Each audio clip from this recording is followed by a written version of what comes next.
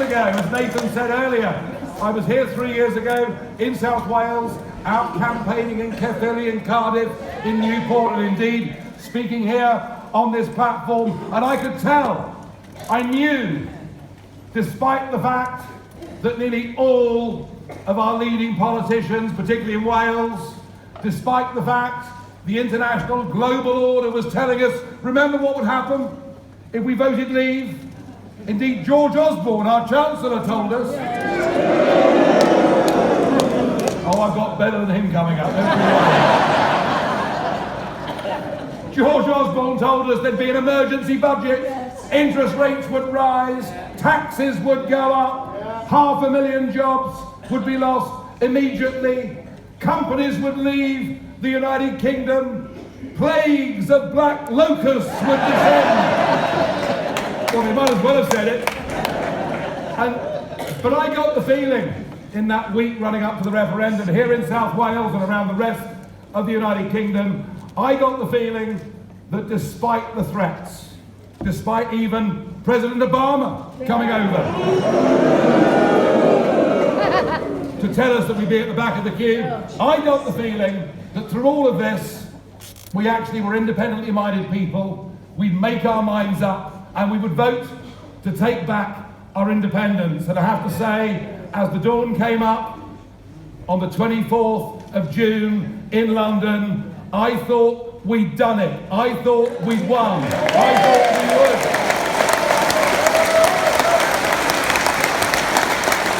I really did. I thought we'd won.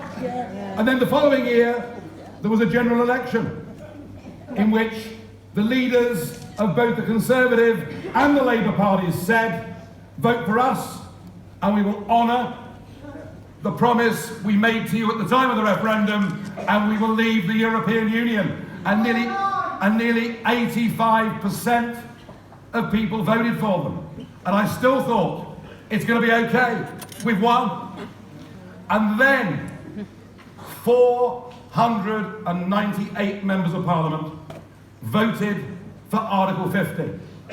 And Article 50 said we were going to leave the European Union at 11 p.m. on the 29th of March 2019 with or without a deal.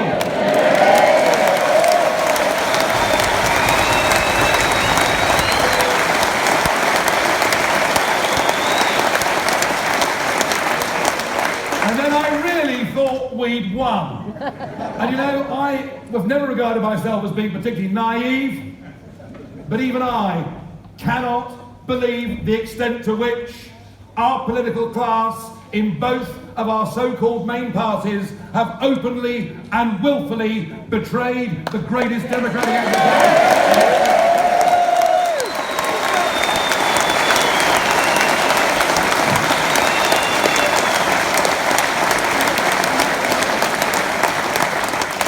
They told us we were going to leave on the 29th of March, and then Mrs. May.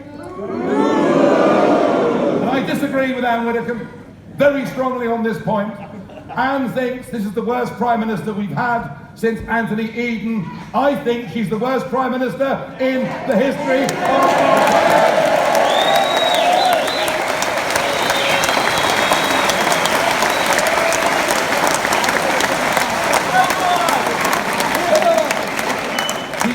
We'd leave on the 29th of March. She then told us we would leave on the 12th of April.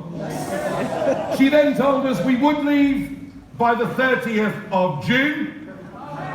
And now she tells us we'll be leaving on the 31st of October. Halloween. Trick or treating, I wonder. In fact, our exit date has now got more dates than a child's advent calendar, it seems to me. And here's the truth of it. If we allow this Conservative government and this Labour opposition, if we allow them to continue on their current course, we will never, ever get the Brexit that we voted for. And we know what we voted for. I've had enough. Had enough of being told that because we voted Brexit, we're thick, we're stupid, we didn't know what we were. We knew exactly what we were doing.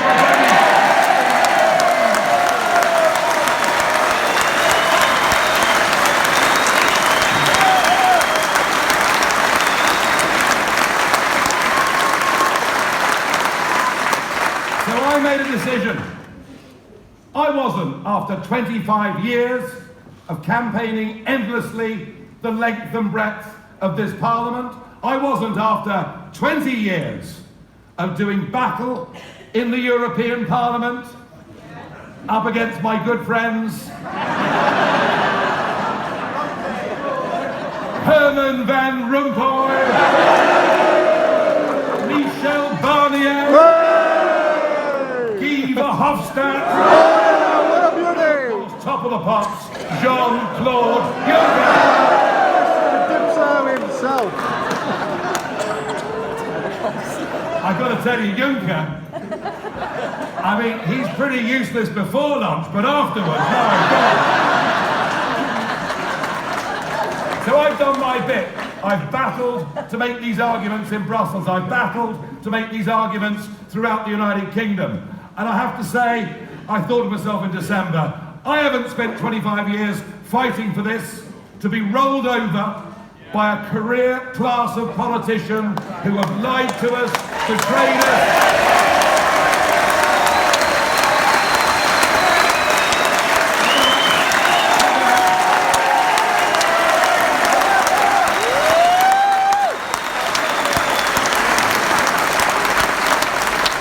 So I decided the time had come to fight back. And I formed this Brexit Party, and I vowed, if I had to come back into public life, this time, no more Mr. Nice Guy, okay?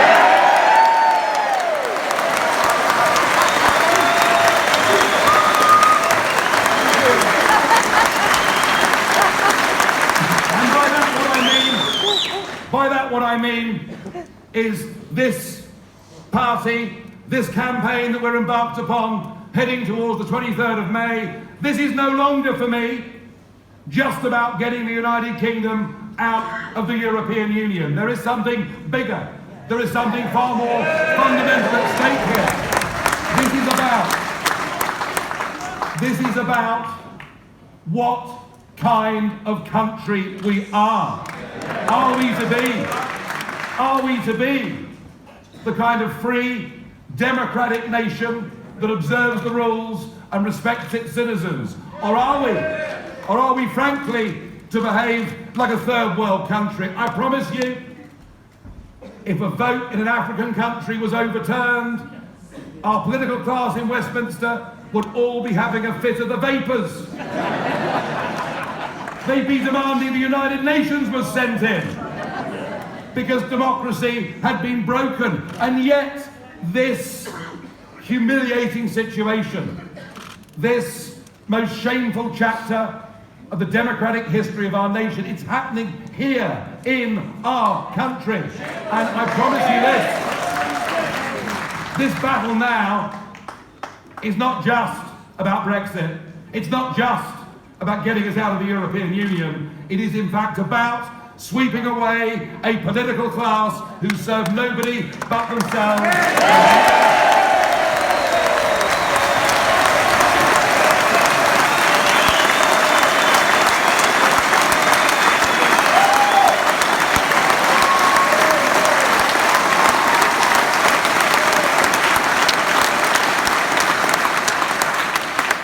This is about changing politics for good. This is about the rebirth of democracy, making it fit and proper for the 21st century. It's about sweeping aside, if they won't listen, two political parties who now serve nothing but themselves. It's about getting a parliament that actually represents the view of the people of this country. It's about readjusting the relationship between the people and the politicians. The point is, they think and they behave as if they're the masters and we're the servants. And the process that we're going to begin on May the 23rd is we're going to make them know when we win those elections that we are the masters and they